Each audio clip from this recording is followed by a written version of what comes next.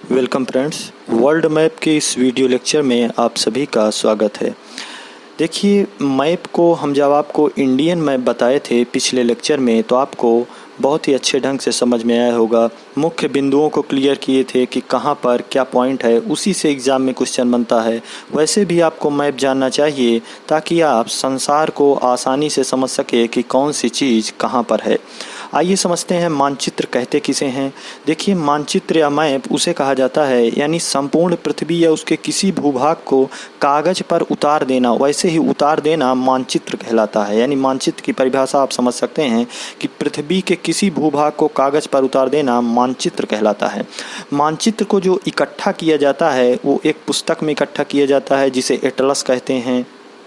अब आइए समझते हैं मानचित्र का प्रकार कौन कौन से होता है, यानी मानचित्र यानी मैप का कौन कौन सा टाइप होता है। आइए उसे देखते हैं। सबसे पहले आप राजनीतिक नक्शा को पढ़ेंगे। राजनीतिक नक्शा से ही रिलेटेड अगला पॉइंट है भौतिक नक्शा। यानी जब आप पॉलिटिकल मैप को पढ़ते हैं उसके बाद आप फिजिकल मैप पर आते हैं, यानी कहीं कहीं आप पॉलिटिकल मैप और फिजिकल मैप एक साथ देख सकते हैं।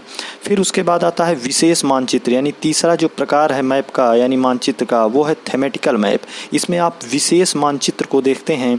आइए एक एक ओवर पॉइंट आप व्यू से देखते हैं आखिर ये है क्या। देखिए, राजनीतिक नक्शा उसे बोला जाता है जिसमें किसी भी देश या राज्यों का स्पष्ट रूप से विभाजन आधारित होता है, उसे आप राजनीतिक नक्शा बोलेंगे, यानी पॉलिटिकल मैप बोलेंगे। फिर उसके बाद आता है भौतिक नक्शा, यानी फिजिकल मैप किसे कहते हैं। फिजिकल मैप उसे बोला जाता है जहां पर आपको राज्यों का विभाजन तो नहीं दिखेगा लेकिन रंगों का विशेष महत्व होगा। रंगों का कैसे विशेष महत्व, आइए समझते हैं। जैसे भूरा रंग पर्वतों को प्रदर्शित करेगा, यानी पर्वत पहाड़ जितने हैं वो भूरा रंग दिखाता है। नीला रंग पानी को दिखाएगा, मेनली जलीय क्षेत्र जो आता है वो नीला रंग प्रदर्शित करेगा। सफ़ेद रंग आप बर्फ़ देखे होंगे, बर्फ़ के क्षेत्र में जो होता है वो सफ़ेद रंग से दिखाएगा।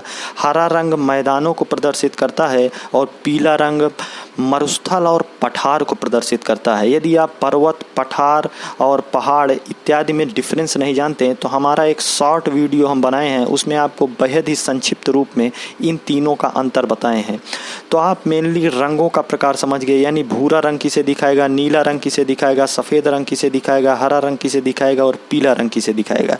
और इसी में समझ जाते हैं कि यदि रंग गाढ़ा है, यानी अधिक चटकार और गाढ़ा, आप शाब्दिक अर्थों में समझिए, यदि रंग अधिक गाढ़ा है तो वह क्षेत्र अधिक होगा। जैसे भूरा रंग अधिक गाढ़ा है तो वहाँ का पर्वत अधिक होगा, यानी पर्वतों का श्रेणी वहाँ का अधिक होगा।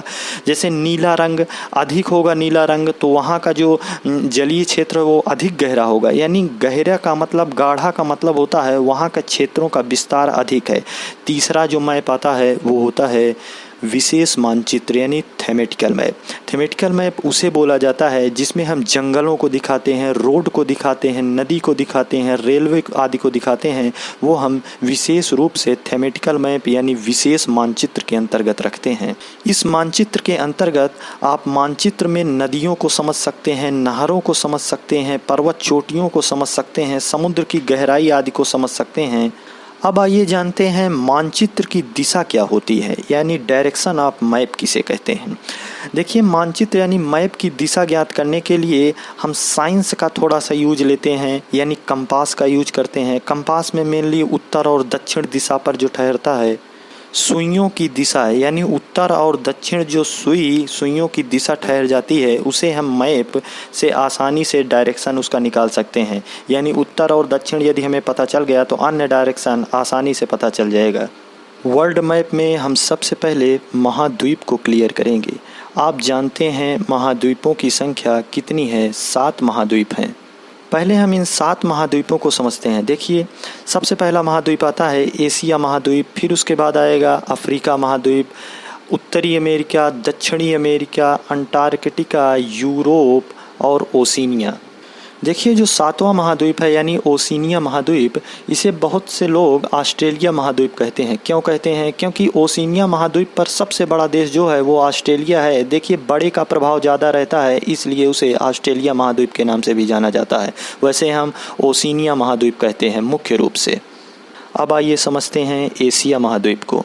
एशिया महाद्वीप मुख्य रूप से सभ्यता का पालना के नाम से जाना जाता है। यहाँ सभ्यता का पालन हुआ था इस महाद्वीप में, क्योंकि यहाँ पर मेसोपोटामिया की सभ्यता, मिस्र की सभ्यता, हवांगो नदी की सभ्यता का विकास इसी एशिया महाद्वीप से हुआ है। यहाँ पर मेनली 3 प्रायद्वीप यानी अरब, दक्कन और इंडो चीन का प्रायद्वीप है।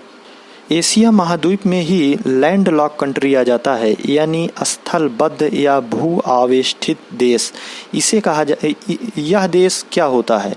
ये वो देश होते हैं जो समुद्र के किनारे जिनकी सीमाएं नहीं लगती है, अर्थात ये लैंड लॉक पूरी तरीके से होते हैं, यानी स्थलबद्ध रूप से घिरे हुए होते हैं। देखिए कौन कौन से देश हैं?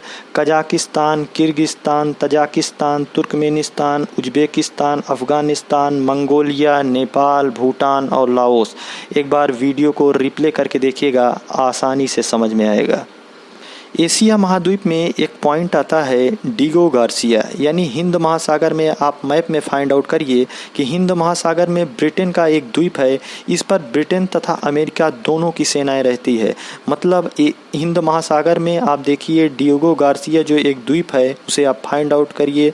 उस द्वीप पर अमेरिका और ब्रिटेन दोनों की सेनाएं रहती हैं। एशिया महाद्वीप में मेनली सार्क देशों को रखा जाता है। कौन कौन से? देखिए सार्क का पहले हम फुल फॉर्म जान लेते हैं, south Asian association for regional corporation. देखिए इसकी स्थापना 1985 में हुई। इसका मुख्यालय मेनली काठमांडू में है। यह 8 सदस्यीय देश हैं, यानी इसमें 8 देश आते हैं। कौन कौन से? नीचे से शुरू करते हैं। देखिए कौन कौन से? मालदीव, श्रीलंका, भारत, पाकिस्तान, अफगानिस्तान, नेपाल, भूटान तथा बांग्लादेश। आप मैप के माध्यम से इन देशों को समझिए ताकि आप जल्दी भूलेंगे नहीं। देखिए जब मैप को आप क्लियर करेंगे तब आप ज्योग्राफी का एक अच्छा नॉलेज प्राप्त कर सकते हैं। अब आप एजुकेशन से रिलेटेड हमारी वेबसाइट पर भी विजिट कर सकते हैं www.growingdo.com। इस पर आप जाइए, विभिन्न आर्टिकल को पढ़िए। ये एजुकेशन से रिलेटेड मोस्ट इम्पॉर्टेंट टॉपिक पर डिस्कस किया जाता है। तो देर किस बात की, विजिट करिए हमारी वेबसाइट पर। डिस्क्रिप्शन में लिंक दिया गया है, जाइए आर्टिकल को पढ़िए और अपने कैरियर को एक नई दिशा दीजिए। Thank you friends.